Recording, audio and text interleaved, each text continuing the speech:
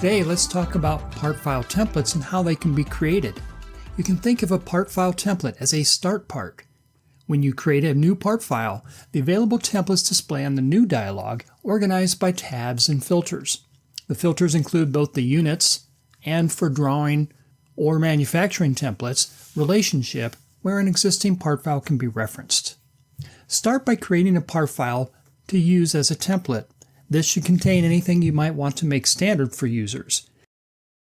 This can include preferences, part attributes,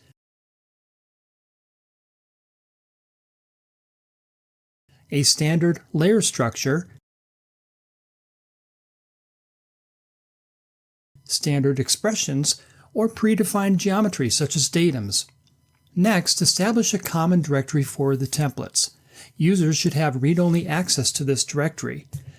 For the purposes of this demo, I'll use a directory on my C drive, but it should be a network drive that all your users can access. The environment variable UGII_template_dir can then be set for your users. The part file template you created should then be stored in the directory along with a template palette file, which has an extension of PAX, short for Part Archive Exchange. The simplest thing to do is to start with the default template palette file and modify it. You can find the default palette files in the base directory of Design Center NX. For example, the modeling template palette files are in UGII/templates. The drawing template palette files are in drafting/templates, and the manufacturing template palette files are in MACH/templates. There are two types for each. Those with the UGS_ prefix are for native NX, while those with the NX DM_UGS_ prefix are for Teamcenter integration.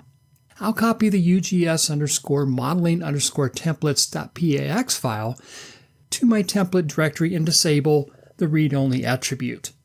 The template palette file is in an XML format, so you can edit it with a text editor. At the beginning of the file, you'll find an XML declaration followed by a palette element. Inside the element are palette entry elements for each template.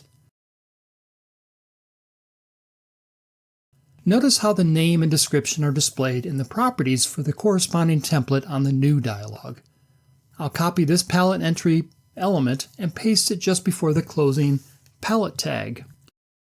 I'll then edit the new palette entry element, starting with its ID, which must be unique.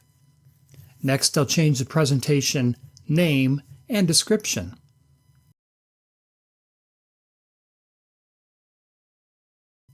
Adding an image is optional, but it can help you visually distinguish your template. For object data, I'll leave the class set to model template and change file name to the part file I saved. Since my part file is millimeters, I'll set the units to metric. I'll now save the template palette file, move the template part file and image into the same template directory, and restart NX.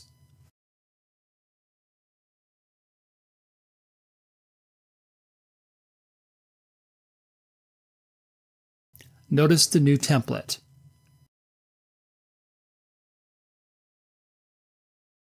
Thanks for joining me today. I hope you find this tip on creating a part file template useful. If you have any questions, you can message me on LinkedIn.